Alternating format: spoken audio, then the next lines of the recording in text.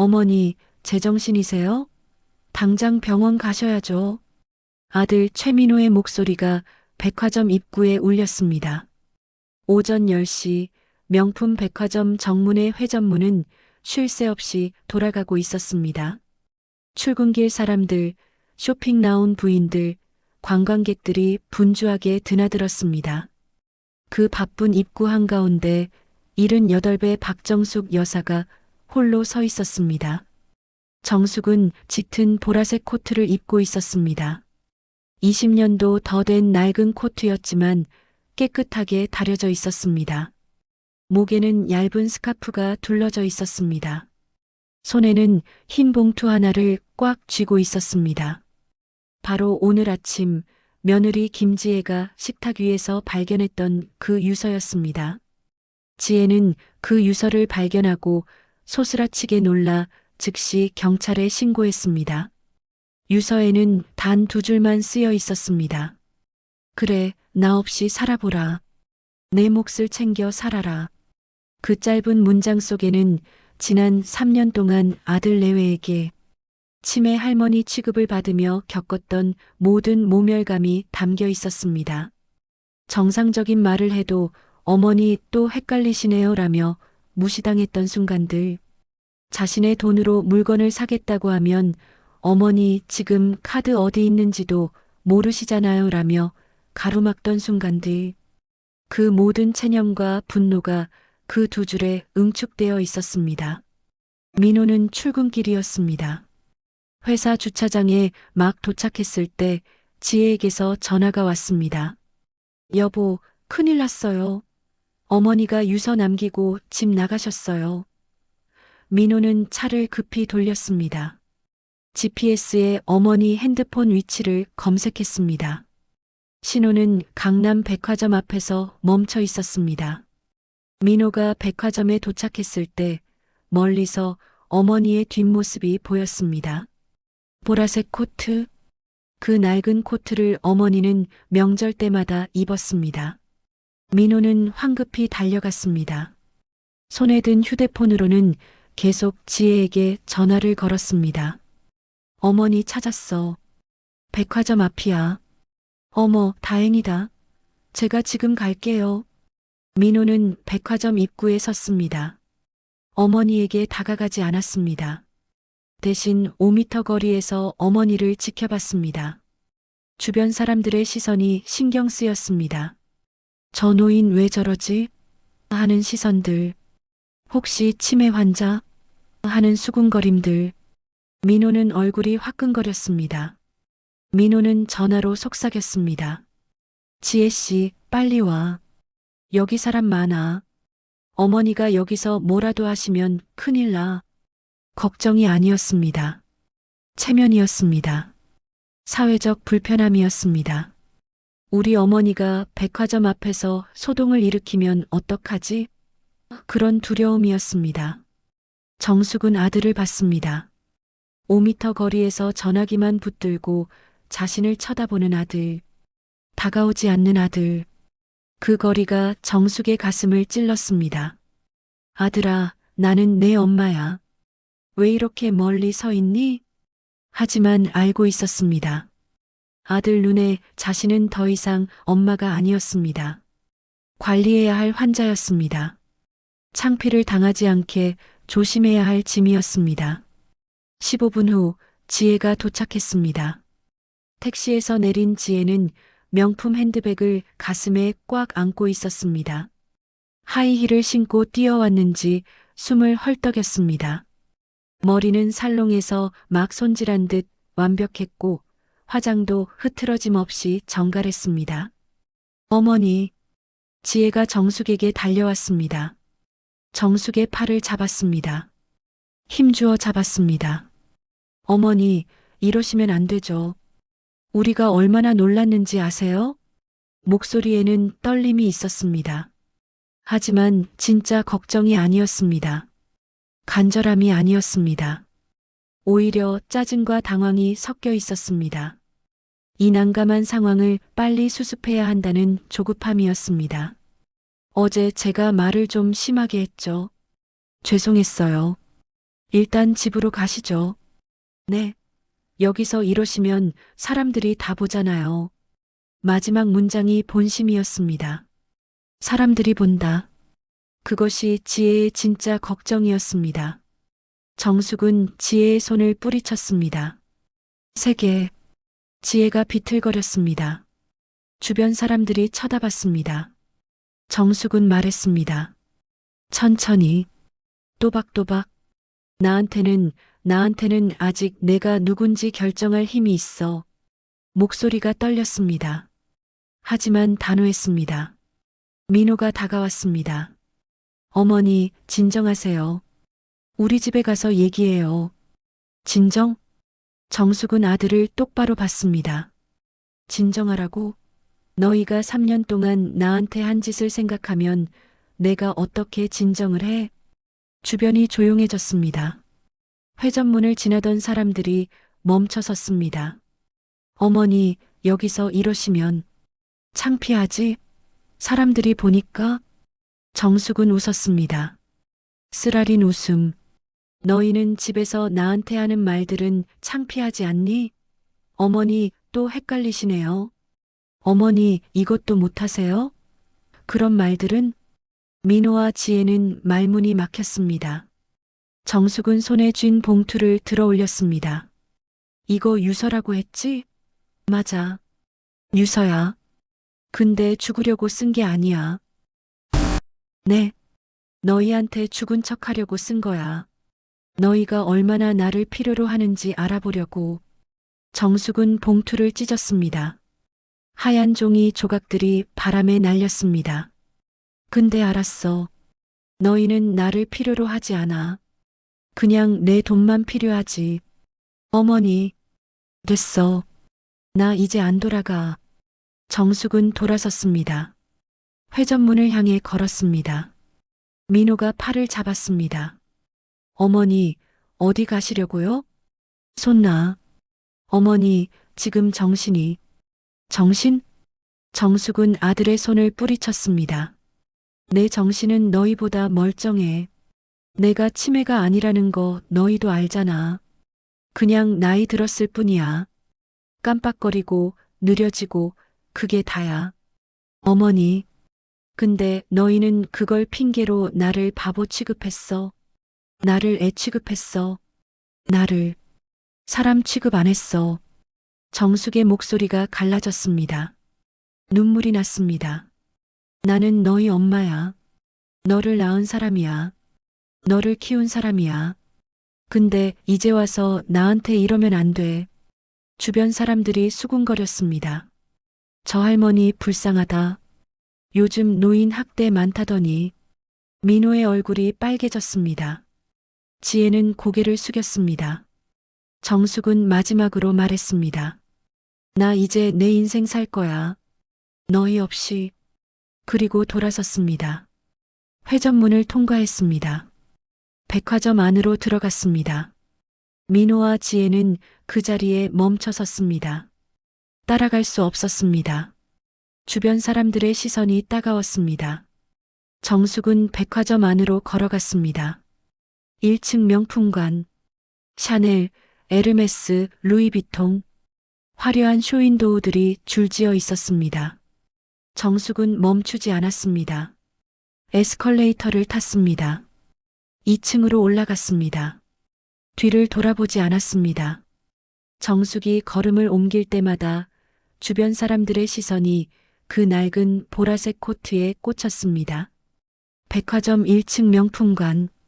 천장에서 쏟아지는 밝고 인공적인 조명은 대리석 바닥에 반사되어 온 공간을 하얗게 물들였습니다. 샤넬, 에르메스, 루이비통, 디올. 유리 쇼윈도우 너머로 수백만 원짜리 가방들이 조명을 받아 반짝였습니다. 향수 냄새가 진하게 풍겼습니다. 고급스러운 음악이 은은하게 흘렀습니다. 이 공간은 완벽했습니다. 흠 하나 없었습니다. 그리고 그 완벽한 공간 한가운데를 정숙은 걸어가고 있었습니다. 정숙의 보라색 코트는 이 공간과 어울리지 않았습니다. 20년도 더 된 코트. 어깨 부분은 약간 해지고 단추 하나는 색이 달랐습니다. 스카프도 낡았습니다. 손에 든 가방은 시장에서 10,000원에 산 검은 청가방이었습니다. 정숙의 얼굴에는 피로가 서려 있었습니다. 하얀 조명은 그 피로를, 주름을, 나이를 더욱 선명하게 드러냈습니다. 사람들이 쳐다봤습니다. 쇼핑하던 부인들, 매장 직원들, 지나가던 사람들, 모두 정숙을 봤습니다. 그리고 시선을 피했습니다. 혹은 더 노골적으로 쳐다봤습니다. 저 할머니 왜 저래? 여기가 어딘 줄 알고. 혹시 길 잃으신 건가? 정숙은 그 시선들을 느꼈습니다.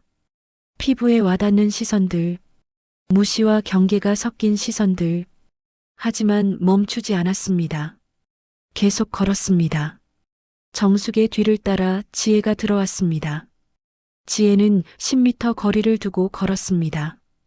일부러 거리를 뒀습니다. 지혜는 샤넬 트위드 재킷을 입고 있었습니다. 하이힐은 페라가모, 가방은 루이비통 최신 컬렉션, 손목에는 까르띠에 시계, 선글라스는 머리 위에 올려져 있었습니다. 지혜는 이 공간에 완벽하게 어울렸습니다. 지혜는 가방을 만지작거리며 주변을 살폈습니다. 행여 아는 사람과 마주칠까? 아는 사람이 저 늙은 여자와 자신을 함께 보면 어떡하나? 지혜는 휴대폰을 꺼냈습니다. 문자를 확인하는 척하며 정숙으로부터 더 멀어졌습니다. 12m, 15m. 그 거리가 두 사람의 관계를 말해주었습니다. 나는 여기 속하지만 저분은 아니다. 나는 이 공간의 일부지만 저분은 침입자다. 지혜는 매장 직원과 눈이 마주치자 애써 웃었습니다. 저 사람 저랑 상관없어요라고 말하는 듯한 미소. 샤넬 매장 앞 한 직원이 정숙에게 다가왔습니다. 20살 초반으로 보이는 여직원. 이름표에는 유나라고 적혀 있었습니다. 유나는 정숙을 위아래로 훑어봤습니다. 시선이 코트에 머물렀다가 가방에 머물렀다가 신발에 머물렀습니다. 유나의 얼굴에는 친절한 미소가 없었습니다. 대신 경계심이 스쳤습니다. 손님, 무엇을 도와드릴까요? 말투는 공손했지만 목소리는 차가봤습니다. 여기서 뭐 하세요? 라는 의미가 담겨 있었습니다. 유나는 손에 든 무전기를 살짝 들어 올렸습니다. 경비를 부를 준비. 혹시 모를 상황에 대비한 행동. 정숙은 그 미묘한 행동을 봤습니다. 가슴이 철렁했습니다. 아, 나는 여기서 환영받지 못하는구나. 정숙은 대답하지 않았습니다. 그냥 고개를 끄덕이고 걸어갔습니다. 유나는 정숙의 뒷모습을 쳐다보며 옆 동료에게 속삭였습니다. 저분 뭐야? 혹시 치매 환자 아니야? 그런 것 같은데? 누가 모시고 왔나? 저기 저 여자 있잖아. 10m 뒤에. 같이 온 것 같은데 왜 저렇게 떨어져 있지? 며느리 아닐까? 창피해서 그러나 봐. 아, 진짜? 불쌍하긴 한데. 여기서 뭐 하려고 온 거야? 두 직원은 킥킥거렸습니다. 정숙은 그 웃음소리를 들었습니다. 정확히 무슨 말인지는 몰랐지만 자신을 비웃는다는 건 알았습니다. 정숙은 한 명품 스카프 매장 앞에 멈춰 섰습니다. 에르메스? 쇼윈도우에는 실크 스카프들이 예술 작품처럼 진열되어 있었습니다. 화려한 색상, 섬세한 패턴, 부드러운 광택. 정숙은 그 스카프들을 멍하니 응시했습니다. 손이 무의식적으로 자신의 목에 두른 스카프를 만졌습니다. 낡은 스카프, 색이 바랜 스카프, 끝이 해진 스카프. 이 스카프는 30년 전 남편이 사준 것이었습니다. 남편 박철수. 그는 정숙을 사랑했습니다. 가난했지만 행복했던 시절. 남편은 월급을 받으면 늘 정숙에게 작은 선물을 사주곤 했습니다. 그 중 하나가 이 스카프였습니다. 여보, 이거 예뻐서 샀어. 당신한테 잘 어울릴 것 같아. 남편은 웃으며 스카프를 목에 둘러줬습니다. 정숙은 그날 너무 행복했습니다. 그런데 남편은 15년 전에 죽었습니다. 심장마비. 갑자기. 그 후로 정숙은 이 스카프를 버리지 못했습니다. 낡아도 색이 바래도 계속 둘렀습니다. 왜냐하면 이게 남편의 마지막 선물이었으니까. 정숙은 쇼윈도우 속 스카프를 봤습니다. 그리고 자신의 스카프를 봤습니다. 차이가 너무 컸습니다. 저 스카프는 100만 원이 넘을 것입니다. 자신의 스카프는 당시 5천 원이었습니다. 저 스카프는 새 것입니다. 자신의 스카프는 30년 됐습니다. 나는 저 세계에 속하지 않아. 정숙은 그렇게 생각했습니다. 10m 뒤에서 지혜는 휴대폰을 꺼냈습니다. 민호에게 문자를 보냈습니다. 여보, 어머니가 이상해요. 명품관에서 자꾸 멈춰 서세요. 사람들이 다 쳐다봐요. 창피해 죽겠어요. 빨리 경비팀 부르는 게 나을 것 같아요. 지혜의 눈에는 정숙이 자유로운 인간으로 보이지 않았습니다. 통제해야 할 대상이었습니다. 관리해야 할 환자였습니다. 지혜는 주변을 둘러봤습니다. 다행히 아는 사람은 없었습니다. 하지만 사람들이 쳐다봤습니다. 정숙을, 그리고 정숙 뒤에 서 있는 지혜를. 저 두 사람 같이 온 건가? 왜 저렇게 떨어져 있지? 지혜는 더 멀어지고 싶었습니다. 차라리 다른 층으로 가고 싶었습니다. 하지만 갈 수 없었습니다. 민호가 어머니 절대 놓치지 말라고 했으니까. 갑자기 쨍 하는 날카로운 소리가 울렸습니다. 매장 뒤편에서 유리잔이 깨지는 소리였습니다. 모든 사람의 시선이 그쪽으로 쏠렸습니다. 직원 하나가 황급히 달려갔습니다. 죄송합니다. 제가 실수로. 사람들은 잠시 그쪽을 보다가 다시 자기 일을 했습니다. 정숙은 움찔했습니다. 하지만 이내 다시 스카프에 시선을 고정했습니다. 정숙은 생각했습니다. 저 스카프는 얼마일까? 내가 살 수 있을까? 아니, 내가 저걸 사면 어울릴까? 정숙에게는 돈이 있었습니다.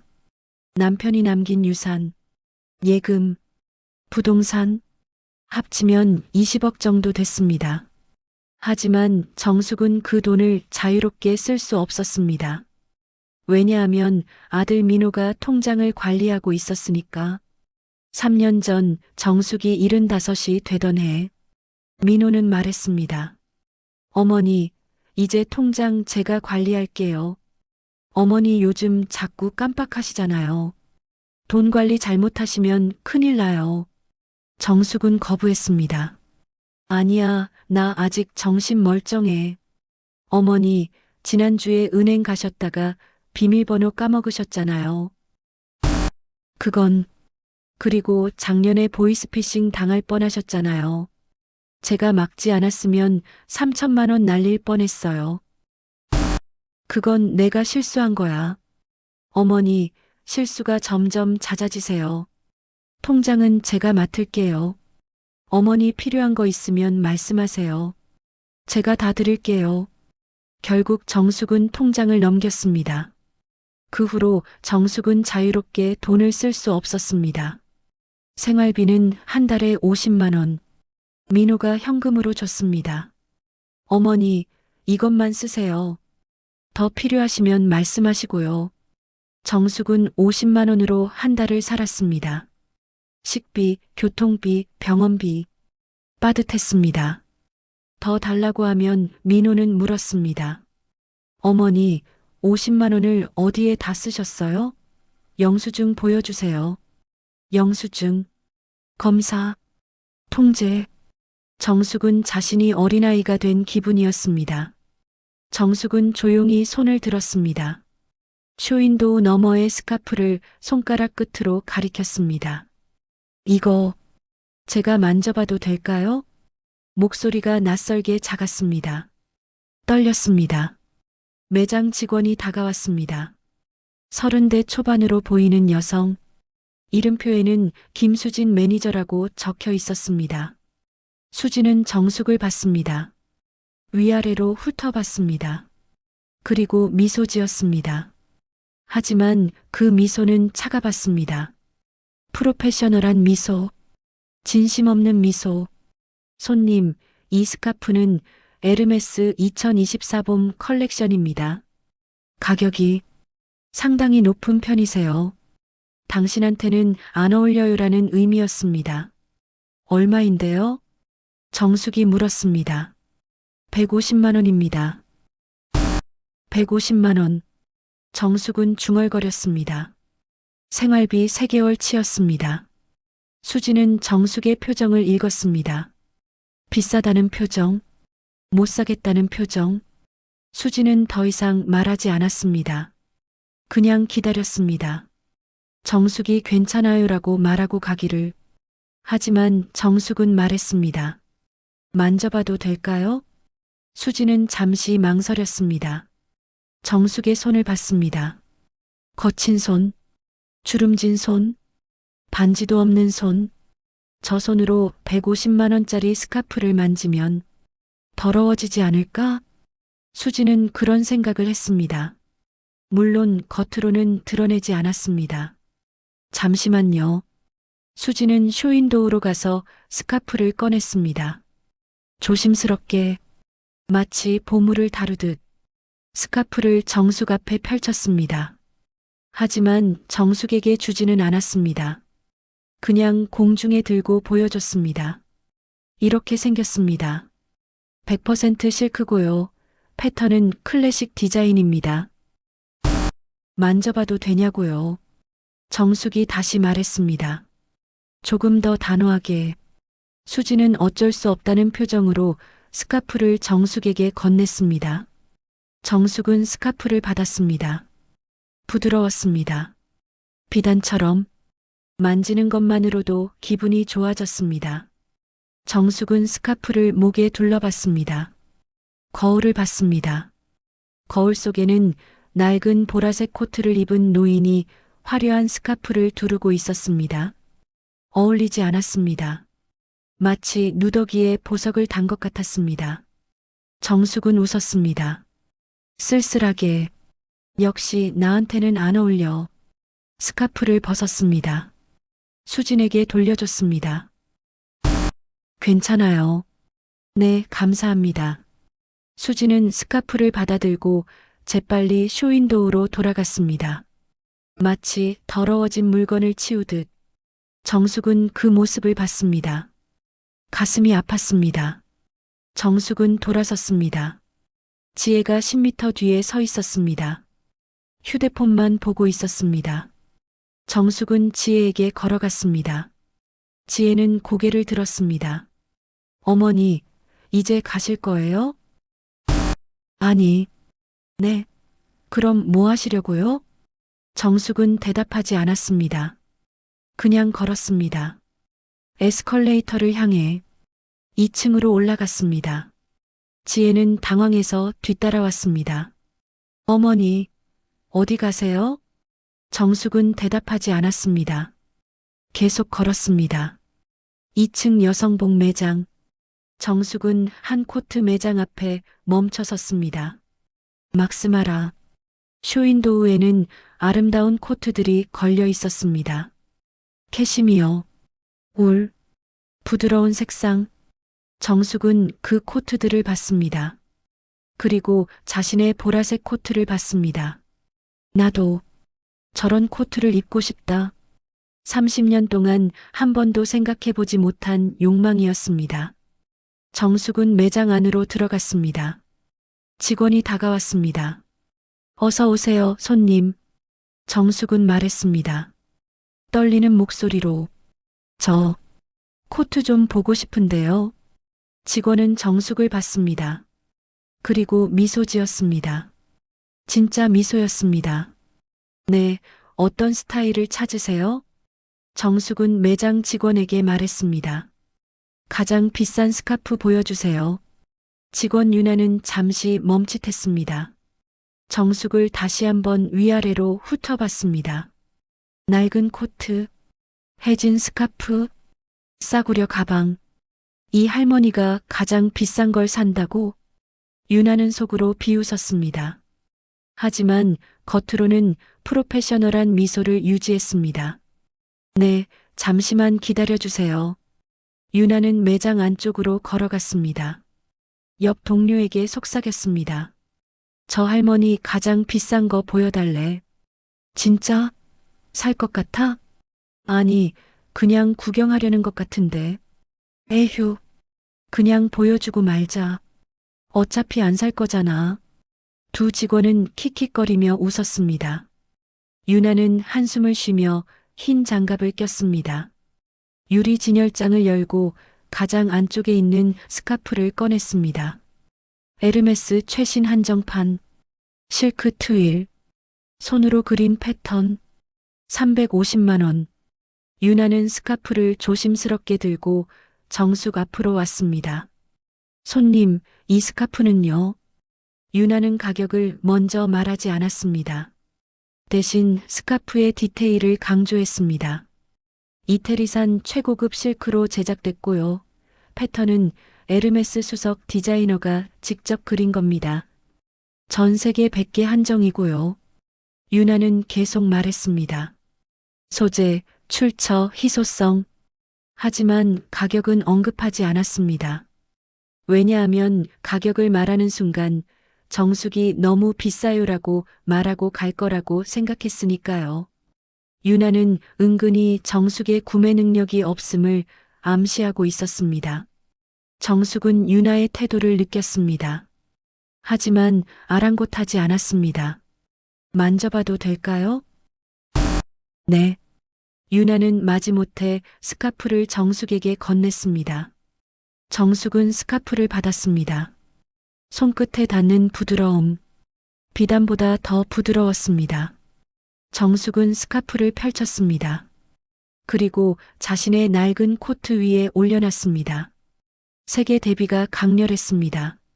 화려한 패턴의 실크 스카프, 낡고 색바랜 보라색 코트, 마치 궁전과 판잣집, 다이아몬드와 돌멩이, 어울리지 않았습니다. 주변 사람들이 쳐다봤습니다. 정숙을, 그 스카프를, 저 할머니 뭐야? 저걸 사려는 건가? 어울리지도 않는데. 정숙은 그 시선들을 느꼈습니다. 하지만 개의치 않았습니다. 스카프를 목에 둘러봤습니다. 거울을 봤습니다. 거울 속에는 변화가 있었습니다. 스카프가 정숙의 얼굴을 밝게 만들었습니다. 피부톤이 살아났습니다. 눈빛이 반짝였습니다. 정숙은 자신도 모르게 미소 지었습니다. 아, 이게 나구나. 30년 만에 보는 자신의 모습이었습니다. 멀리서 이 모습을 지켜보던 지혜는 초조해졌습니다. 10m 떨어진 곳에서 정숙을 보고 있던 지혜. 처음에는 어머니가 그냥 구경만 하고 가겠지 했습니다. 하지만 아니었습니다. 정숙은 스카프를 목에 두르고 거울을 보며 미소 짓고 있었습니다. 설마 사시려는 건가? 지혜는 휴대폰을 꺼냈습니다. 스카프 가격을 검색했습니다. 에르메스 한정판 실크 스카프 마이너스 350만 원. 지혜의 얼굴이 굳었습니다. 350만 원? 미쳤나? 지혜는 황급히 정숙에게 다가갔습니다. 하이힐이 딸깍거리며 대리석 바닥을 쳤습니다. 어머니. 지혜는 정숙의 팔을 가볍게 잡았습니다. 어머니, 다음에 와서 같이 봐요. 오늘은 제가 약속이 있어서요. 목소리는 다급했습니다. 정숙을 이 상황에서 빨리 끌어내려는 의도가 명확했습니다. 어머니가 여기서 350만 원짜리 스카프를 사시면 남편한테 뭐라고 설명하지? 그리고 사람들이 다 보고 있잖아. 지혜는 주변을 둘러봤습니다. 사람들이 쳐다보고 있었습니다. 창피했습니다. 정숙은 지혜의 손을 잡았습니다. 그리고 조용히 하지만 단호하게 말했습니다. 내 약속이 뭔데? 내가 널 따라가야 할 약속인가? 지혜는 멈칫했습니다. 정숙의 눈빛이 달랐습니다. 평소의 온순한 눈빛이 아니었습니다. 단단했습니다. 결연했습니다. 어머니, 나도 내 인생이 있어. 내 스케줄에 맞춰 살 이유가 없지. 그건 아니고요, 어머니. 그냥 오늘은 피곤하실 것 같아서. 피곤한 건 내 얼굴이야. 정숙의 말에 지혜는 할 말을 잃었습니다. 그때였습니다. VIP 라운지 문이 열렸습니다. 중년 여성 2명이 나왔습니다. 샤넬 수트, 에르메스 가방, 풀 메이크업. 두 여성은 명품관을 걷다가 정숙과 지혜를 발견했습니다. 한 여성이 지혜를 알아봤습니다. 어머, 저기, 김지혜 씨 아니야? 다른 여성도 쳐다봤습니다. 어머, 맞네. 지혜 씨잖아. 두 여성은 지혜에게 다가왔습니다. 지혜의 얼굴이 새하얗게 질렸습니다. 최악이다. 두 여성은 같은 아파트 단지에 사는 이웃이었습니다. 정확히는 부자 아줌마들. 지혜가 늘 친하게 지내고 싶은 사람들이었습니다. 지혜 씨, 쇼핑 나오셨어요? 한 여성이 물었습니다. 그리고 정숙을 봤습니다. 어머, 이분은? 지혜는 입을 열지 못했습니다. 어떻게 설명하지? 시어머니라고 하기도 창피하고. 정숙이 먼저 말했습니다. 저는 시어머니예요. 아, 어머니시구나. 두 여성은 정숙을 위아래로 훑어봤습니다. 낡은 코트, 해진 스카프, 목에 두른 350만 원짜리 에르메스 스카프. 부조화. 두 여성은 눈빛을 교환했습니다. 저게 뭐지? 하는 눈빛. 한 여성이 혀를 찼습니다. 쯧쯧. 작은 소리였지만 정숙에게는 크게 들렸습니다. 지혜는 고개를 숙였습니다. 얼굴이 빨개졌습니다. 두 여성은 더 이상 말하지 않았습니다. 그냥 지혜를 쳐다봤습니다. 동정 섞인 시선. 시어머니 관리도 제대로 못하네. 그런 시선이었습니다. 지혜는 죽고 싶었습니다. 정숙은 그 모든 시선과 소리를 무시했습니다. 그냥 거울을 봤습니다. 목에 두른 스카프를. 정숙의 얼굴에 잠시 평온한 빛이 감돌았습니다. 이거 예쁘다. 정숙은 30년 만에 자신을 위한 물건을 사고 싶었습니다. 직원 유나가 조심스럽게 물었습니다. 손님, 이 스카프 구매하시겠어요? 목소리에는 의심이 묻어 있었습니다. 정말 사실 건가요? 하는. 정숙은 지혜를 돌아봤습니다. 내가 이걸 사면 내가 뭐라고 할 거니? 지혜는 잠시 망설였습니다. 주변 사람들이 쳐다보고 있었습니다. 특히 그 두 아줌마들. 지혜는 생각했습니다. 여기서 어머니를 막으면 더 창피해질 거야. 차라리 사시게 하고 집에 가서 설득하자. 지혜는 힘없는 목소리로 대답했습니다. 어머니, 사셔도 돼요. 카드 제가 드릴게요. 지혜는 가방에서 카드를 꺼냈습니다. 남편 민호의 카드. 한도 5천만 원짜리 블랙 카드. 지혜는 그 카드로 어머니의 체면을 지켜드리려 했습니다. 아니, 정확히는 자신의 체면을 지키려 했습니다. 여기서 어머니가 돈이 없어서 못 산다고 하면 나까지 망신이야. 이 순간 지혜의 태도에 작은 균열이 생겼습니다. 지혜는 어머니의 치매가 아니라 시어머니의 체면을 지키는 쪽을 택했습니다. 아니, 정확히는 자신의 체면을 지키는 쪽을 택했습니다. 하지만 정숙은 카드를 거부했습니다. 손을 내밀어 카드를 막았습니다. 아니야. 네, 내 돈으로 살 거야. 지혜는 당황했습니다.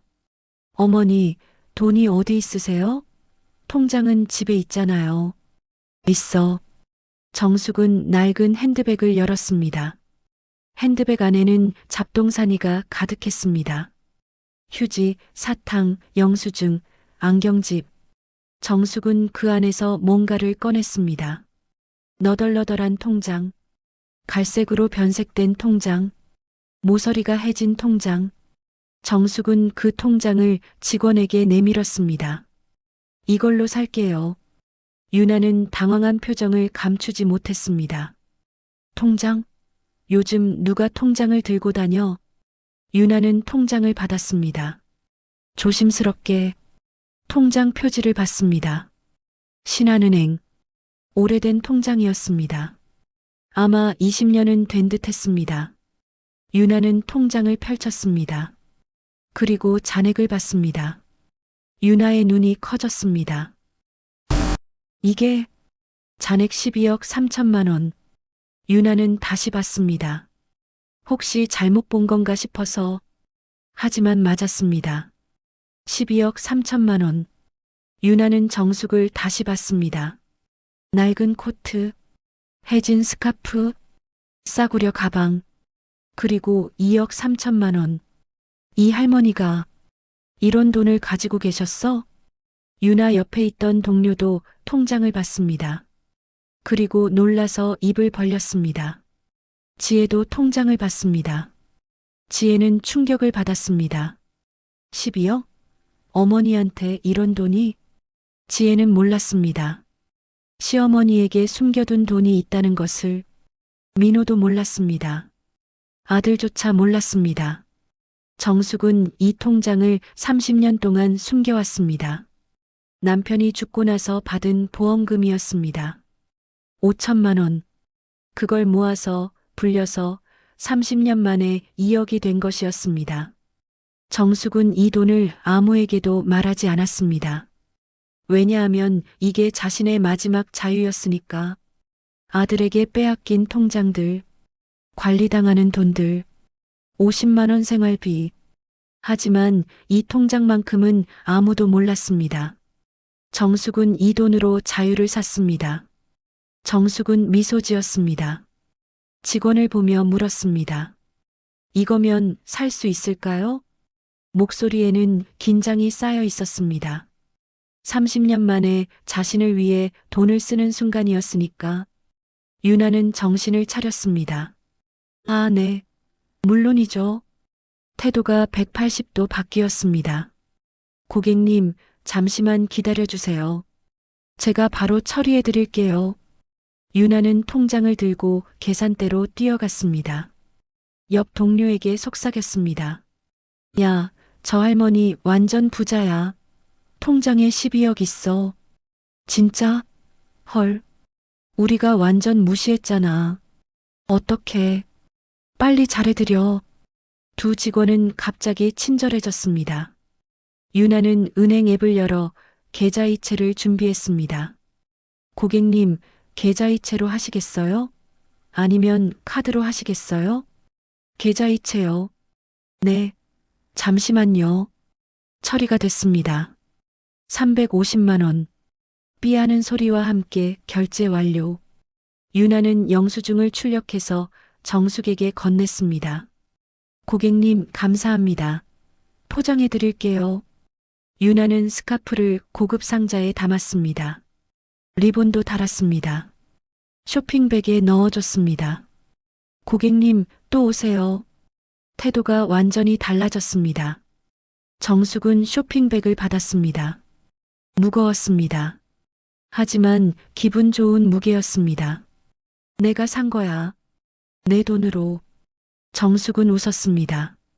지혜는 멍하니 서 있었습니다. 어머니한테 2억이 있었다고? 남편은 알고 있을까? 아니, 모를 거야. 알았으면 말했을 테니까. 지혜는 복잡한 감정에 휩싸였습니다. 놀라움, 당혹감, 그리고 약간의 두려움. 어머니가 우리가 모르는 돈을 가지고 계셨어. 그럼 우리가 관리하는 돈만 믿고 있었던 건데. 지혜는 휴대폰을 꺼냈습니다. 민호에게 급히 문자를 보냈습니다. 여보, 큰일 났어요. 어머니한테 숨겨둔 돈이 있었어요. 12억. 통장 봤어요.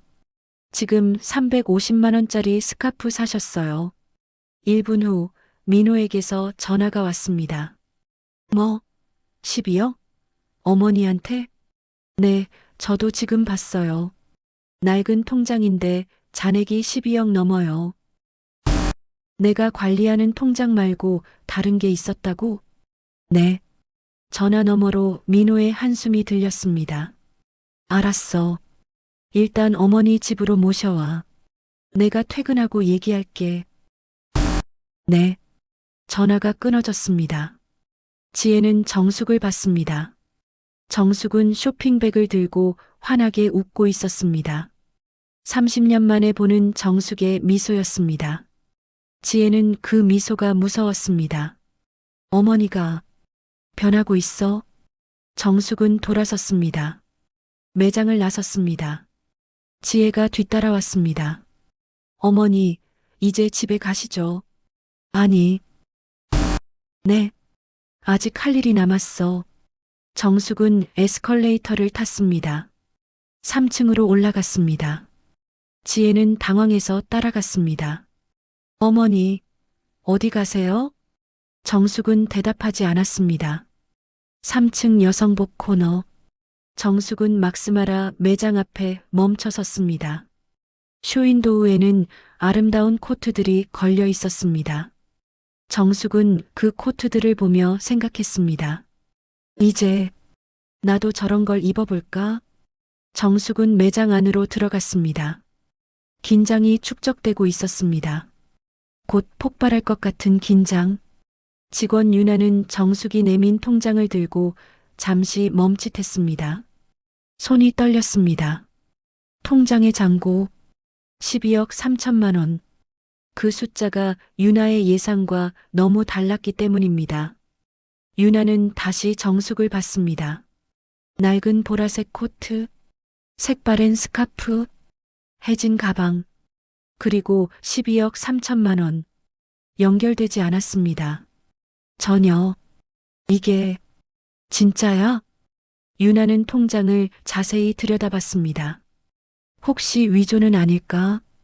혹시 잘못 본 건 아닐까? 하지만 명확했습니다. 신한은행 보통예금, 예금주 박정숙, 잔액 12억 3,247만 원. 유나는 침을 삼켰습니다. 옆에 서 있던 동료 직원도 통장을 힐끗 봤습니다. 그리고 눈이 커졌습니다. 언니, 동료가 속삭였습니다. 저 할머니. 응, 나도 봤어. 두 직원은 눈빛을 교환했습니다. 우리가 완전 무시했잖아. 어떻게? 유나는 정숙을 향했던 경계의 시선을 거뒀습니다. 그리고 태도를 바꿨습니다. 180도. 고객님, 죄송합니다. 제가 확인이 늦었네요. 유나는 허리를 숙였습니다. 공손하게. 잠시만 기다려주세요. 바로 처리해드리겠습니다. 유나는 조심스럽게 카운터 아래에 있는 단말기로 갔습니다. 통장을 스캔했습니다. 빅 마이너스. 단말기에 계좌 정보가 떴습니다. 유나는 계좌이체 화면을 열었습니다. 고객님, 350만 원 결제 진행하겠습니다. 네. 정숙의 목소리는 침착했습니다.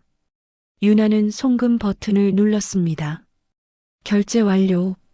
숨겨진 진실의 일부가 드러나는 순간이었습니다. 정숙에게는 돈이 있었습니다. 아들도 모르는, 며느리도 모르는 돈이. 그때였습니다. 5미터 뒤에 서 있던 지혜의 휴대전화에서 알람이 울렸습니다. 띠링 마이너스. 문자 알림. 지혜는 휴대폰을 꺼냈습니다. 화면을 봤습니다. 발신자 별장 관리인. 지혜의 동공이 흔들렸습니다. 별장? 무슨 별장? 지혜는 문자를 열었습니다. 여사님, 별장에 도착하셨습니다. 문자로 보내신 물품 목록 모두 제가 창고에 넣어두었습니다.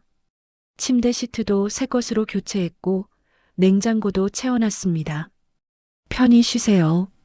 지혜는 문자를 다시 읽었습니다. 한 번 더. 별장? 어머니가 별장에? 어떤 별장? 지혜는 혼란스러웠습니다. 시어머니에게 별장이 있다는 얘기는 들어본 적이 없었습니다. 남편 민호도 언급한 적 없었습니다. 설마, 지혜는 생각했습니다. 어머니가 우리 몰래 별장을 가지고 계신 건가? 지혜는 다시 문자를 받습니다. 문자로 보내신 물품 목록. 어머니가 미리 문자를 보내셨다고? 그럼 오늘 가출이 즉흥적인 게 아니라 지혜의 얼굴이 하얗게 질렸습니다. 깨달았습니다. 어머니는 단순히 가출한 게 아니었습니다. 치밀한 계획하에 행동한 것이었습니다. 유서를 남긴 것도, 백화점에 온 것도, 스카프를 산 것도 모두 계획이었습니다.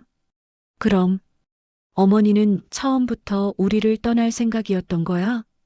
지혜는 손이 떨렸습니다. 휴대폰을 꽉 쥐었습니다. 머릿속이 복잡했습니다. 별장이 어디지? 얼마짜리지? 아버님 돌아가시고 나서 어머니가 받은 유산이 있었나? 우리가 몰랐던 재산이 더 있는 건가? 지혜는 정숙을 봤습니다. 정숙은 계산대 앞에 서서 조용히 기다리고 있었습니다. 낡은 코트, 하지만 당당한 자세. 어머니가 우리를 속였어. 지혜는 그렇게 생각했습니다. 하지만 정확히는 속인 게 아니었습니다. 정숙은 그저 자신의 것을 숨겼을 뿐이었습니다. 아들에게 빼앗기지 않기 위해, 며느리에게 간섭받지 않기 위해 정숙은 계산을 기다리며 매장 거울을 봤습니다. 거울 속에는 두 명의 정숙이 있었습니다.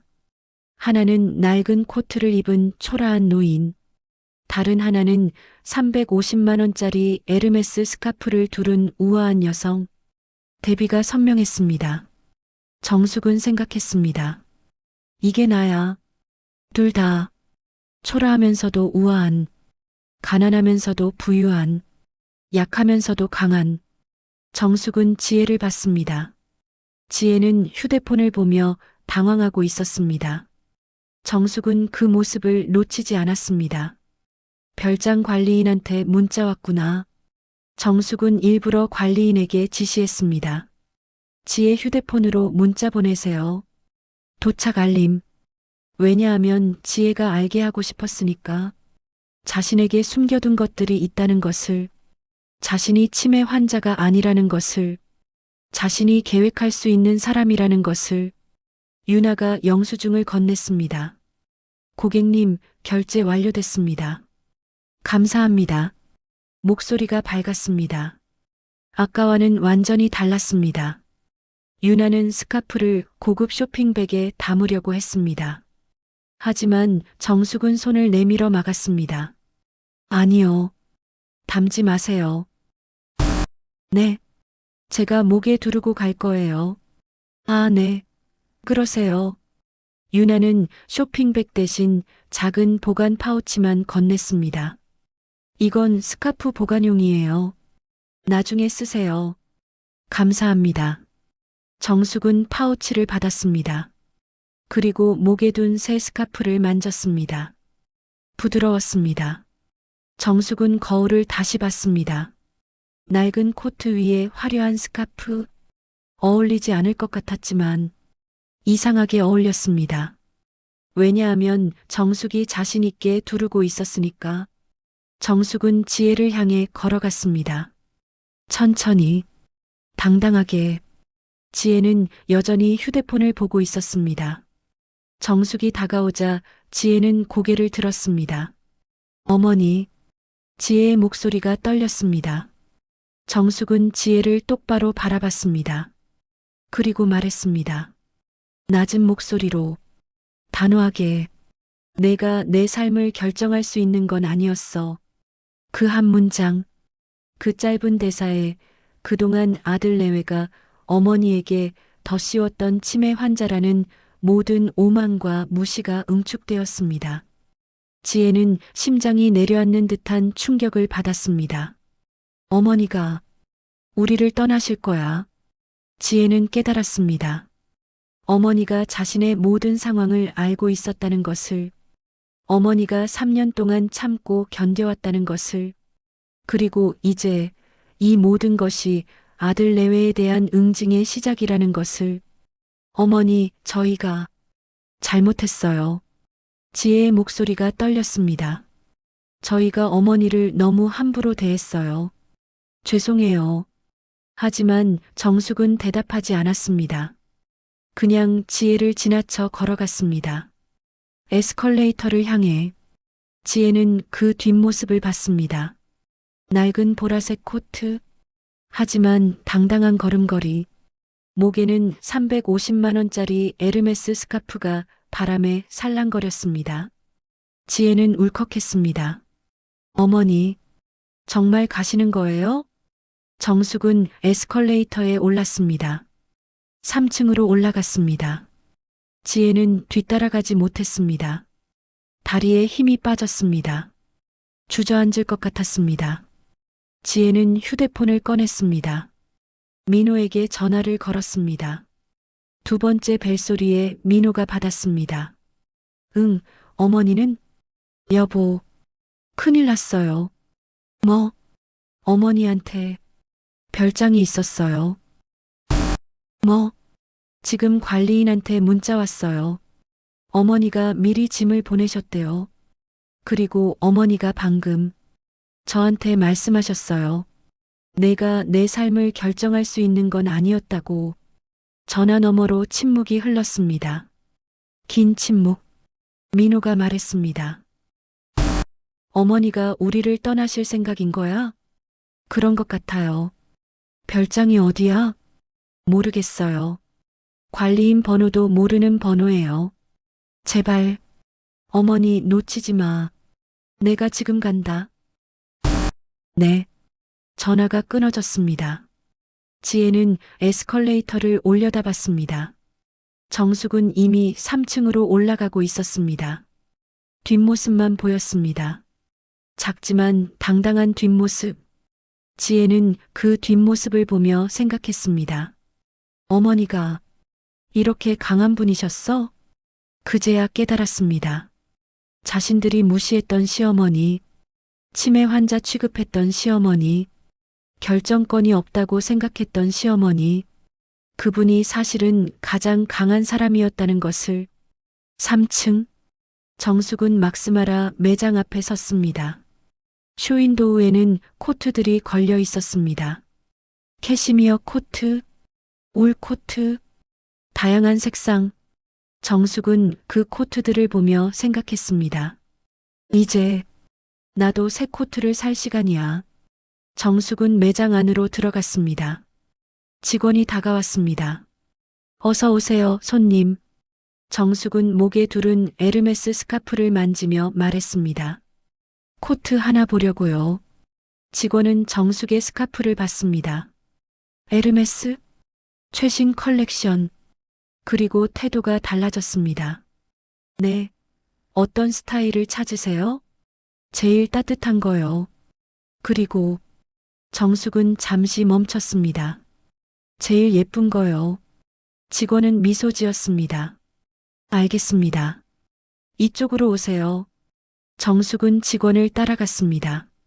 새로운 시작이었습니다. 정숙은 새 에르메스 스카프를 목에 두른 채 백화점 1층 로비 중앙에 섰습니다. 오후 2시. 로비는 사람들로 붐볐습니다. VIP 라운지에서 나온 손님들, 쇼핑하는 부인들, 백화점 직원들, 모두가 분주하게 움직이고 있었습니다. 하지만 정숙이 로비 중앙에 서자 공기가 달라졌습니다. 사람들이 하나둘 정숙을 쳐다보기 시작했습니다. 낡은 보라색 코트를 입은 노인. 하지만 목에는 화려한 에르메스 스카프. 부조화. 사람들은 수군거렸습니다. 저 할머니 누구야? 아까부터 여기 계셨는데. 정숙은 주변을 둘러봤습니다. 차분하게. VIP 손님들, 직원들, 그리고 자신을 어떻게든 데려가려는 아들 민호와 며느리 지혜. 정숙은 그들을 응시했습니다. 권력의 균형이 역전되는 순간이었습니다. 정숙의 손에는 두 가지가 들려 있었습니다. 하나는 방금 결제한 스카프 영수증, 다른 하나는 지혜의 휴대전화. 지혜가 벤치에 놓고 간 것을 정숙이 주었던 것입니다. 화면에는 여전히 별장 관리인의 문자가 떠 있었습니다. 민호가 정숙에게 다가왔습니다. 어머니, 이제 그만하시고 집에 가시죠. 목소리는 낮았지만 단호했습니다. 정숙은 대답하지 않았습니다. 민호가 더 가까이 다가왔습니다. 어머니, 사람들이 다 보잖아요. 창피하게 이러지 마시고. 창피해? 정숙이 처음으로 입을 열었습니다. 내가 창피한 거지. 내가 창피한 게 아니야. 뭐라고요? 나는 내 돈으로 내가 원하는 걸 샀어. 창피할 게 뭐가 있어? 민호는 할 말을 잃었습니다. 지혜가 다가왔습니다. 어머니, 제 휴대폰 좀. 지혜는 정숙의 손에 든 휴대폰을 향해 손을 뻗었습니다. 하지만 정숙은 한 걸음 물러섰습니다. 이거? 정숙은 휴대폰을 들어 올렸습니다. 별장 관리인한테 온 문자 말이지? 지혜의 얼굴이 하얗게 질렸습니다. 어머니, 너 궁금하지? 내가 어떤 별장을 가지고 있는지. 정숙은 미소 지었습니다. 차갑게 말해줄까? 주변 사람들이 더 가까이 모여들었습니다. 무슨 일인지 궁금해하는 눈빛들. 정숙은 크지 않지만 또렷한 목소리로 말했습니다. 강원도 춘천, 호수가 보이는 별장, 3층짜리, 마당에는 정원이 있고. 지혜와 민호는 숨을 죽였습니다. 남편이 살아있을 때 산 거야. 30년 전에. 그때는 싸게 샀지. 5천만 원. 근데 지금은. 정숙은 잠시 멈췄습니다. 지금은 15억이래. 주변에서 작은 탄성이 터져 나왔습니다. 15억? 저 할머니가? 민호의 얼굴이 일그러졌습니다. 어머니, 그런 얘기 왜 저희한테 안 하셨어요? 왜 했겠니? 정숙은 차갑게 대답했습니다. 너희한테 말하면 빼앗길 거잖아. 통장처럼. 그건 3년 전 내가 내 통장 다 가져갔을 때 나는 알았어. 너희가 날 사람이 아니라 돈으로 본다는 거. 정숙은 숨 쉬는 것조차 잊은 듯한 사람들의 시선 앞에서 아들 민호에게 조용히 말했습니다. 민호야, 내가 나한테 씌운 병, 이제 내가 가져가라. 무슨 말씀이세요? 치매. 내가 나한테 씌운 병. 나는 치매가 아니야. 그냥 늙었을 뿐이야. 깜빡거리고 느려지고. 그게 다야. 정숙의 목소리가 떨렸습니다. 근데 너희는 그걸 치매라고 불렀어. 나를 환자로 만들었어. 관리 대상으로 만들었어. 민호는 고개를 숙였습니다. 주변 사람들의 시선이 따가웠습니다. 정숙은 가방에서 뭔가를 꺼냈습니다. 흰 봉투. 아침에 식탁에 놓고 나왔던 그 봉투. 지혜가 경찰에 신고하게 만들었던 그 유서. 정숙은 봉투를 찢었습니다. 천천히. 안에서 종이 한 장이 나왔습니다. 정숙은 그 종이를 펼쳤습니다. 그리고 읽기 시작했습니다. 크지 않지만 또렷한 목소리로. 유언장. 나 박정숙은 다음과 같이 유언한다. 첫째, 강원도 춘천시 소재 별장시가 15억 원 상당은 사회복지법인 노인인권센터에 기부한다. 둘째, 신한은행 보통예금 12억 3천만 원은 치매 환자 가족지원센터에 기부한다. 셋째, 기타 부동산 및 예금합계 약 18억 원은 독거노인 지원재단에 기부한다. 로비가 조용해졌습니다. 모두가 정숙을 쳐다봤습니다. 정숙은 계속 읽었습니다. 아들 최민호와 며느리 김지혜에게는 단 한 푼도 상속하지 않는다. 이유는 다음과 같다. 그들은 3년 동안 나를 치매 환자 취급하며 인격을 무시했다. 내 의견을 묻지 않고 내 재산을 관리한다는 명목으로 통장을 빼앗았다. 나를 가족이 아닌 관리 대상으로 취급했다. 나는 더 이상 그들과 함께 살 수 없다. 나는 별장에서 혼자 남은 생을 살다가 조용히 생을 마칠 것이다. 정숙은 종이를 내렸습니다. 민호와 지혜는 경악했습니다. 지혜는 손으로 입을 막았습니다. 어머니. 민호는 분노와 당황이 뒤섞인 표정으로 어머니를 노려봤습니다. 어머니, 이게 무슨 짓이에요? 무슨 짓? 정숙은 차분하게 대답했습니다. 내 재산을 내 뜻대로 처분하는 게 무슨 짓이니? 하지만 저는 아들이잖아요. 당연히 상속을 받아야. 당연히? 정숙은 웃었습니다. 비웃음. 너는 3년 동안 나한테 뭘 해줬니? 존중? 사랑? 아무것도 없었어. 그냥 관리했을 뿐이야. 어머니, 저희가 어머니를 돌봐드렸잖아요. 지혜가 울먹였습니다. 돌아가실 때까지 모시려고 했어요. 모신다고? 정숙은 지혜를 똑바로 봤습니다. 너는 나를 모신 게 아니야. 감시한 거야. 내가 뭘 사는지, 어디 가는지, 돈을 어떻게 쓰는지 감시만 했어. 그리고 너는 어제 뭐라고 했지?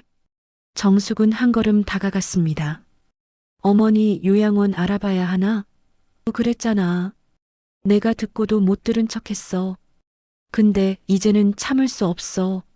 지혜는 울기 시작했습니다. 주변 사람들은 웅성거렸습니다. 저 며느리 진짜 시어머니한테 저렇게 했대. 요즘 그런 집 많다던데. 정숙은 유언장을 다시 봉투에 넣었습니다. 그리고 가방에 넣었습니다. 민호가 다가왔습니다. 어머니, 진정하세요. 여기서 이러시면. 진정? 정숙은 민호를 밀쳤습니다. 세게. 민호가 비틀거렸습니다. 주변 사람들이 놀라서 뒤로 물러섰습니다. 정숙은 소리쳤습니다. 내가 나를 치매 노인 취급하는 동안 나는 내 삶의 마지막을 이렇게 준비하고 있었어. 목소리가 로비에 울려 퍼졌습니다. 내가 원하는 대로 내가 없어져 줄게. 하지만 내 돈은 절대 너희한테 안 가. 정숙의 말이 끝나자 로비가 침묵에 휩싸였습니다. 공공의 자리에서 진실이 드러나는 충격적인 순간이었습니다. VIP 손님들, 직원들, 지나가던 사람들 모두가 정숙을 봤습니다. 그리고 민호와 지혜를 봤습니다. 눈빛이 달라졌습니다. 동정에서 비난으로 저 아들이 어머니를 저렇게 대했어? 요양원 보내려고 했대. 돈 때문에 그랬나 봐. 민호와 지혜는 그 시선들을 견딜 수 없었습니다. 민호는 어머니를 붙잡으려 했습니다. 어머니. 하지만 정숙은 민호의 손을 뿌리쳤습니다. 손대지 마. 정숙의 목소리는 단호했습니다. 나는 이제 너희 어머니가 아니야. 그냥 남이야. 어머니. 3년 동안 너희가 나한테 한 짓, 나는 다 기억해. 하나도 안 잊어버렸어. 정숙은 자신이 받은 무시와 냉대에 대한 응징을 가장 투명하고 차가운 방식으로 행했습니다. 공개된 장소에서, 많은 사람들 앞에서 정숙은 돌아섰습니다. 백화점 출구를 향해 걸었습니다. 민호가 따라가려 했습니다. 하지만 경비원이 막았습니다. 손님, 진정하세요. 저 사람 우리 어머니예요. 그래도 여기서는. 민호는 경비원과 실랑이를 벌였습니다. 그 사이 정숙은 출구로 나갔습니다. 회전문을 통과했습니다. 밖으로, 햇빛이 쏟아지는 거리로, 거리에는 택시가 서 있었습니다. 정숙은 택시에 탔습니다. 어디 가세요? 기사가 물었습니다. 정숙은 대답했습니다. 춘천이요. 춘천이요? 지금요? 네. 빨리 가주세요. 알겠습니다. 택시가 출발했습니다. 정숙은 뒤를 돌아봤습니다. 백화점 입구에서 민호와 지혜가 뛰어나오고 있었습니다. 하지만 이미 늦었습니다. 택시는 이미 멀어지고 있었습니다. 정숙은 고개를 돌렸습니다. 앞만 봤습니다. 목에 두른 에르메스 스카프가 바람에 살랑거렸습니다. 정숙은 미소 지었습니다. 처음으로 진짜 미소를. 이제 자유야. 백화점 옥상 주차장. 오후 3시. 회색 콘크리트 바닥. 차들이 줄지어 서 있었습니다. 추운 겨울바람이 불어왔습니다. 손에는 에르메스 쇼핑백 하나, 가방 하나. 그게 전부였습니다. 정숙은 하늘을 올려다봤습니다. 구름이 빠르게 흘러가고 있었습니다. 이제 곧 눈이 오려나. 그때 뒤에서 발소리가 들렸습니다. 급한 발소리, 숨가쁜 소리. 정숙은 돌아보지 않았습니다. 알고 있었습니다. 누군지. 어머니. 민호의 목소리였습니다. 민호와 지혜가 옥상으로 올라왔습니다. 엘리베이터에서 뛰어나와 정숙을 향해 걸어왔습니다. 차가운 겨울바람이 세 사람 사이를 맴돌았습니다. 사방이 트인 옥상이었지만 그들 사이에는 숨막히는 정적이 흘렀습니다. 민호는 5미터 거리에서 멈췄습니다. 숨을 헐떡였습니다. 뛰어온 탓이었습니다. 지혜는 민호 뒤에 서 있었습니다. 고개를 숙인 채. 정숙은 여전히 하늘을 보고 있었습니다. 어머니. 민호가 다시 불렀습니다. 정숙은 천천히 고개를 돌렸습니다. 아들을 봤습니다. 45. 백발이 섞인 머리, 주름진 이마, 지친 얼굴. 언제 이렇게 늙었을까? 정숙은 생각했습니다. 왜 따라왔니? 정숙의 목소리는 담담했습니다.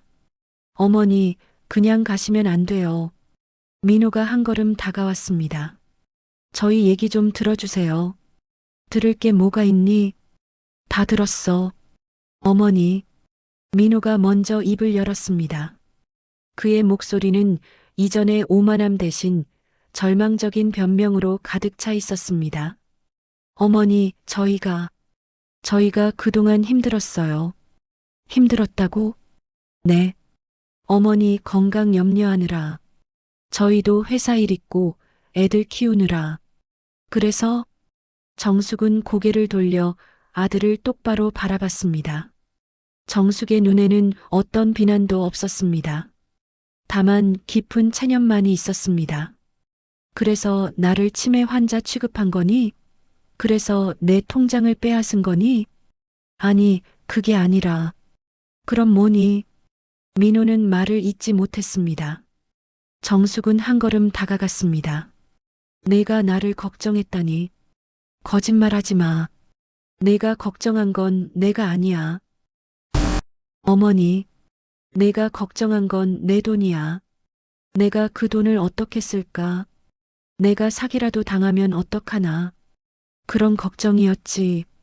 정숙은 아들의 변명을 가차없이 끊었습니다. 내가 진짜 나를 걱정했다면 내 의견을 물었어야지. 어머니, 통장 제가 맡아도 될까요? 물어봤어야지. 근데 넌 묻지도 않았어. 그냥 가져갔어. 민호는 고개를 숙였습니다. 죄송합니다. 죄송하다고 달라지는 건 없어. 찬바람이 불었습니다. 정숙의 스카프가 펄럭였습니다. 지혜가 앞으로 나왔습니다. 눈이 빨갛게 부어 있었습니다. 울었던 흔적. 지혜는 바닥을 보며 눈물을 흘렸습니다.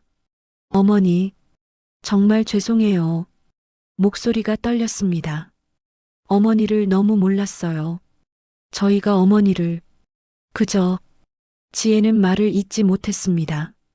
울음이 터져 나왔습니다. 저희가 어머니를 짐으로만 생각했어요. 관리해야 할 대상으로만. 죄송해요, 정말. 지혜는 그 자리에 주저앉았습니다. 무릎을 꿇었습니다. 어머니, 용서해 주세요. 제발. 지혜는 처음으로 자신의 이기심과 무관심을 깨달은 듯 했습니다. 정숙은 지혜를 내려다봤습니다. 무릎 꿇은 며느리, 우는 며느리. 정숙은 지혜의 어깨에 손을 올렸습니다. 그녀의 손은 따뜻했습니다. 하지만 단호했습니다. 일어나. 어머니, 일어나라고. 지혜는 천천히 일어섰습니다. 눈물로 범벅이 된 얼굴. 정숙은 지혜의 눈을 똑바로 봤습니다. 지혜야. 네. 너는 나쁜 사람이 아니야. 어머니. 근데 너는 이기적이야. 너는 내 편의만 생각했어. 시어머니가 불편하면 요양원 보내면 되지. 시어머니 돈은 우리가 관리하면 되지. 그렇게 생각했어. 지혜는 고개를 숙였습니다. 맞아요. 제가 잘못했어요. 알면 됐어. 정숙은 지혜의 어깨에서 손을 뗐습니다. 근데 이제 와서 미안하다고 해도 소용없어. 이미 늦었어. 어머니, 3년이야. 3년 동안 너희는 나한테 뭘 했는지 알아? 정숙의 목소리가 높아졌습니다. 나를 바보 취급했어. 나를 애 취급했어. 내가 뭘 사려고 하면 어머니 그건 비싸요 하고, 내가 어디 가려고 하면 어머니 위험해요 하고. 정숙은 숨을 크게 들이쉬었습니다. 나는 78이야. 늙었어. 근데 바보는 아니야. 나는 아직 내 삶을 결정할 수 있어. 알아요. 이제 알았어? 늦었어. 민호가 다가왔습니다. 정숙의 팔을 잡았습니다. 어머니, 그래도 저는 아들이에요. 어머니를 그냥 보낼 수 없어요. 정숙은 민호의 손을 뿌리쳤습니다. 아들? 정숙은 웃었습니다. 쓴 웃음. 너는 아들이 아니야. 그냥 내 재산을 노리는 사람일 뿐이야. 어머니, 사실이잖아. 내가 돈이 없었으면 너희가 나한테 이렇게 집착했을까? 민호는 대답하지 못했습니다. 정숙은 계속 말했습니다. 너희는 내가 가진 돈만 중요했지. 내 시간이, 내 마음이 어떤지는 중요하지 않았어. 그런 게 아니에요. 그럼 뭔데? 정숙은 민호를 똑바로 봤습니다. 너는 3년 동안 나한테 한 번이라도 물어봤니? 어머니 요즘 기분이 어때요? 어머니 뭐 하고 싶으세요? 한 번이라도 물어봤어? 민호는 입을 다물었습니다. 없잖아. 한 번도. 정숙의 목소리가 갈라졌습니다. 너는 그냥 나를 관리했을 뿐이야. 밥 먹였어? 먹였지. 병원 데려갔어? 데려갔지. 근데 그게 다야. 그게 사랑이니? 어머니, 사랑은 상대방의 마음을 보는 거야. 상대방이 뭘 원하는지, 뭘 힘들어하는지, 그걸 보는 거야. 근데 너는 안 봤어. 나는 내 옆에 있었는데 너는 날 안 봤어. 민호는 울었습니다. 45 남자가, 아들이, 울었습니다. 죄송합니다. 어머니, 정말 죄송합니다. 정숙은 민호의 어깨를 두드렸습니다. 이제 내가 가진 것에 대해 스스로 결정하고 살아봐. 어머니, 나는 내 남은 시간을 나답게 살 거야. 정숙은 자신의 결정을 뒤집을 생각이 없었습니다. 택시가 도착했습니다. 주차장 입구로 노란 택시가 들어왔습니다. 정숙은 손을 들었습니다. 택시가 정숙 앞에 섰습니다. 기사가 내려서 트렁크를 열었습니다. 춘천 가신다고 하셨죠? 네. 정숙은 쇼핑백과 가방을 기사에게 건넸습니다. 기사는 트렁크에 짐을 실었습니다. 정숙은 택시 문을 잡았습니다. 민호가 달려왔습니다. 어머니. 정숙은 돌아봤습니다. 어머니, 진짜 가시는 거예요? 응. 언제 돌아오세요? 정숙은 잠시 생각했습니다. 모르겠다. 정말 저희를 용서 못 하시는 거예요? 정숙은 민호를 봤습니다. 아들의 눈에 눈물이 가득했습니다. 정숙은 한숨을 쉬었습니다. 용서는 언젠가 할 수도 있어. 근데 지금은 아니야. 어머니, 나도 시간이 필요해. 너희 없이 사는 시간. 정숙은 택시에 탔습니다. 문을 닫았습니다. 창문 너머로 민호와 지혜가 보였습니다. 두 사람은 손을 흔들었습니다. 정숙은 손을 흔들어주지 않았습니다. 그냥 앞만 봤습니다. 택시가 출발했습니다. 천천히. 정숙은 사이드미러로 민호와 지혜를 봤습니다. 두 사람은 그 자리에 서서 택시를 바라보고 있었습니다. 점점 작아졌습니다. 그리고 사라졌습니다. 정숙은 고개를 돌렸습니다. 앞만 봤습니다. 창밖으로 서울 풍경이 스쳐 지나갔습니다. 고층 빌딩, 차들, 사람들. 정숙은 목에 두른 스카프를 만졌습니다. 부드러웠습니다. 이제 시작이야. 이 짧은 대면은 아들 내외에게는 돌이킬 수 없는 후회였고 정숙에게는 자유를 향한 마지막 확인이었습니다. 택시는 고속도로로 진입했습니다. 춘천을 향해, 정숙의 새로운 삶을 향해. 택시가 옥상 주차장에 섰습니다. 노란색 택시, 낡았지만 깨끗했습니다. 기사가 내려서 트렁크를 열었습니다. 정숙은 쇼핑백을 건넸습니다. 그리고 가방도. 짐은 이게 다예요? 기사가 물었습니다. 네, 이게 다예요. 가볍게 가시네요. 네. 필요한 것만요. 기사는 짐을 트렁크에 실었습니다. 민호는 그 모습을 보고 있었습니다. 어머니의 짐, 쇼핑백 하나, 가방 하나. 그게 전부. 정말 가시는구나. 민호는 그제야 깨달았습니다. 어머니의 결단이 얼마나 확고한지. 민호는 어머니에게 달려갔습니다. 어머니의 팔을 잡았습니다. 어머니, 제발 이러지 마세요. 목소리가 떨렸습니다. 제가 잘못했어요. 제가 정말 잘못했어요. 정숙은 아들을 봤습니다. 우는 아들, 애원하는 아들. 지금이라도 집으로 돌아가 주세요. 제발요. 어머니 없이는 저는. 민호는 말을 잇지 못했습니다. 울음이 터져 나왔습니다. 45 남자가 옥상 주차장에서 울고 있었습니다. 정숙은 아들의 손을 부드럽게 떼어냈습니다. 민호야. 네, 어머니. 너는 나 없이도 잘 살 수 있어. 아니에요. 살 수 있어. 이미 3년 동안 나 없이 살았잖아. 그게 무슨. 너는 3년 동안 나를 안 봤어. 나는 내 옆에 있었지만 너는 날 안 봤어. 그러니까 이제 진짜 없어도 똑같아. 정숙은 핸드백을 열었습니다. 안에서 뭔가를 꺼냈습니다. 통장 하나, 도장 하나. 정숙은 그것을 민호의 손에 쥐어주었습니다. 이게 뭐예요? 민호가 물었습니다. 통장 봐. 민호는 통장을 펼쳤습니다. 예금주 최민호. 잔액 1억 5천만 원. 민호의 눈이 커졌습니다. 이게 강남 집 담보로 대출받은 거야. 네. 너희 살고 있는 내 집. 강남 아파트. 시세가 12억이잖아. 거기에 1억 5천 대출받았어. 민호는 어머니를 봤습니다. 어머니가 우리 집을 담보로? 응. 미리 해뒀어. 정숙은 담담하게 말했습니다. 이건 너희 둘이 살 집을 위한 거다. 너희가 당장 길거리에 나앉지는 않을 거야.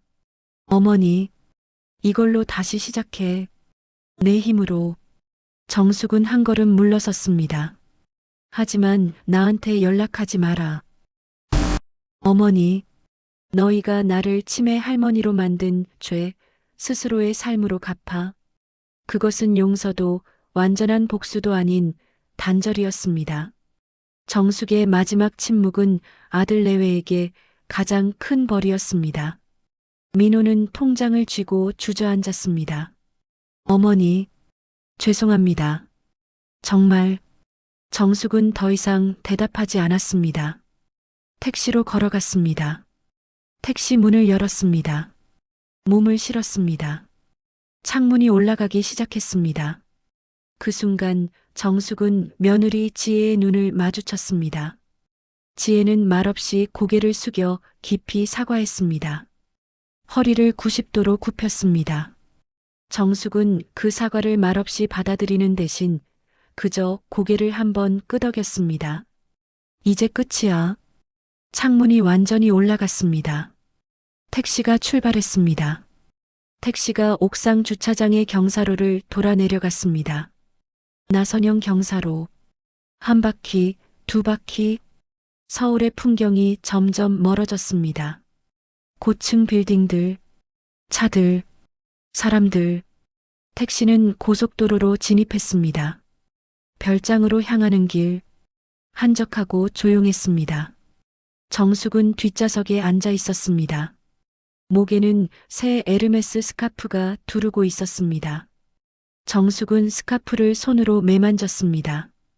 부드러웠습니다. 차창 밖으로 햇살이 들어왔습니다. 겨울 햇살. 따뜻했습니다.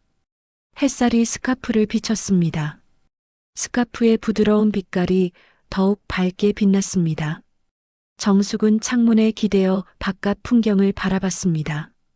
고속도로 양옆으로 겨울 나무들이 지나갔습니다.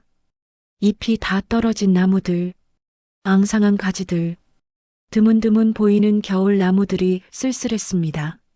하지만 그 모습은 정숙의 마음처럼 단단해 보였습니다. 정숙의 얼굴에는 대사 없이도 읽을 수 있는 깊은 안정감이 감돌았습니다. 더 이상 아들과 며느리의 냉대나 무시를 걱정할 필요가 없었습니다. 더 이상 누군가의 눈치를 볼 필요가 없었습니다. 이제 나는 자유야. 2시간이 흘렀습니다. 택시는 산길로 접어들었습니다. 구불구불한 산길, 좁은 길, 양옆으로 소나무들이 늘어서 있었습니다. 겨울인데도 푸르렀습니다. 정숙은 창문을 조금 내렸습니다. 차가운 공기가 들어왔습니다. 소나무 향기가 났습니다. 정숙은 눈을 감았습니다. 깊게 숨을 들이마셨습니다. 이 공기, 이 향기, 오랜만이었습니다. 서울의 매연 냄새가 아닌 자연의 향기. 택시가 산모퉁이를 돌았습니다. 그리고 멈춰 섰습니다.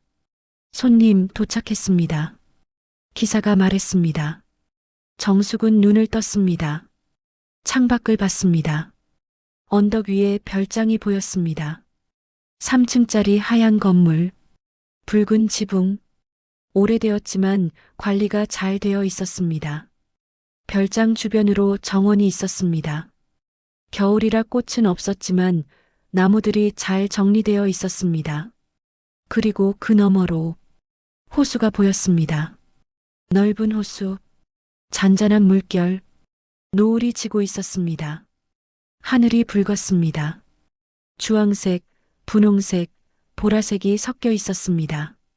그 노을빛이 호수에 반사되어 반짝였습니다. 아름다웠습니다. 정숙은 숨이 멎는 것 같았습니다. 내가 잊고 있었구나. 이 풍경을. 30년 전 남편과 함께 이곳에 왔을 때가 생각났습니다. 여보, 여기 예쁘지? 남편이 말했었습니다. 응, 정말 예뻐. 우리 나중에 늙으면 여기서 살자. 정말? 응. 둘이서. 조용히. 하지만 남편은 그 약속을 지키지 못했습니다. 일찍 떠났습니다. 정숙은 혼자 남았습니다. 그리고 이제야 30년 만에 이곳으로 왔습니다. 혼자. 정숙은 택시에서 내렸습니다. 기사가 트렁크에서 짐을 꺼내줬습니다. 조심히 들어가세요. 감사합니다. 정숙은 택시비를 지불했습니다. 팁도 얹어서. 택시가 떠났습니다. 정숙은 혼자 남았습니다. 별장 앞에 겨울의 차가운 공기가 폐부 깊숙이 들어왔습니다. 정숙은 그 공기를 깊게 들이마셨습니다. 차갑지만 상쾌해. 정숙은 스카프를 더욱 단단히 고쳐 맸습니다. 그리고 별장을 향해 걸었습니다. 정숙의 발걸음은 힘찼습니다. 천천히 하지만 확실하게. 정숙은 돌아보지 않았습니다. 왔던 길을, 서울을, 아들을 그냥 앞만 봤습니다. 별장의 문을 열었습니다. 삐 하는 소리와 함께 문이 열렸습니다. 안으로 들어갔습니다. 따뜻했습니다. 관리인이 미리 난방을 켜뒀나 봅니다. 거실이 보였습니다. 깨끗했습니다. 소파, 테이블, 창문. 큰 창문으로 호수가 보였습니다. 정숙은 창문 앞으로 갔습니다. 호수를 봤습니다. 노을이 점점 짙어지고 있었습니다. 하늘이 점점 어두워지고 있었습니다. 별들이 하나둘 나타나기 시작했습니다. 정숙은 창가에 섰습니다. 오랫동안 말없이 그저 풍경을 봤습니다. 뒤편으로 보이는 지평선은 고요하고 아름답게 빛나고 있었습니다. 정숙은 생각했습니다. 이제 시작이야. 나의 진짜 인생. 정숙은 미소 지었습니다. 진짜 미소를, 행복한 미소를. 여러분, 여기까지가 박정숙 할머니의 이야기입니다. 78살의 한 여성이 자신의 삶을 되찾기까지의 여정. 정숙 할머니는 3년 동안 참았습니다. 아들과 며느리에게 치매 환자 취급을 받으면서도 자신의 의견은 무시당하고 재산은 관리당하고 존엄은 짓밟히면서도 하지만 결국 할머니는 일어섰습니다. 이 이야기가 전하고자 하는 메시지. 나이가 들었다고 해서 결정권이 없는 것은 아닙니다. 나이가 들었다고 해서 존중받지 못할 이유는 없습니다. 깜빡거리고 느려지고 실수하는 것. 그것은 치매가 아니라 노화입니다. 노화는 병이 아닙니다. 그리고 노인은 환자가 아닙니다. 혹시 지금 이 영상을 보시는 분 중에 부모님을 관리 대상으로만 여기고 계신 분이 있다면, 부모님의 통장을 안전이라는 명목으로 빼앗은 분이 있다면, 부모님의 의견을 묻지 않고 결정하는 분이 있다면 잠시 멈춰서 생각해 보세요. 그것이 정말 부모님을 위한 것인지 아니면 당신의 편의를 위한 것인지. 그리고 지금 자녀에게 무시당하고 계신 어르신들께 당신은 짐이 아닙니다. 당신은 관리 대상이 아닙니다. 당신은 여전히 결정권을 가진 한 사람입니다. 나이가 들었다고 해서 당신의 가치가 줄어드는 것은 아닙니다. 당신은 존중받을 자격이 있습니다. 당신은 사랑받을 자격이 있습니다. 그리고 당신은 행복할 자격이 있습니다. 정숙 할머니처럼 때로는 떠나는 것이 답일 수 있습니다. 관계를 단절하는 것이 정답일 수 있습니다. 용서하지 않는 것이 올바를 수 있습니다. 왜냐하면 가장 중요한 것은 당신의 존엄이니까요. 마지막으로 이 이야기를 보신 모든 분들께 부탁드립니다. 오늘 부모님께 전화 한 통 해보세요. 어머니, 요즘 기분이 어때요? 아버지, 요즘 뭐 하고 싶으세요? 그 한마디가 부모님께는 큰 위로가 될 것입니다. 그리고 부모님과 함께 사시는 분들은 오늘 저녁 부모님의 의견을 물어보세요. 어머니, 내일 뭐 드시고 싶으세요? 아버지, 이번 주말에 어디 가고 싶으세요? 그 작은 질문이 부모님께 존중을 드리는 것입니다. 여러분의 댓글을 기다립니다. 혹시 비슷한 경험이 있으시다면 댓글로 나눠주세요. 혹시 부모님과의 관계에서 고민이 있으시다면 함께 이야기해요. 우리 모두 서로를 위로하고 함께 배웁시다. 구독과 좋아요는 이런 이야기를 계속 전할 수 있는 힘이 됩니다.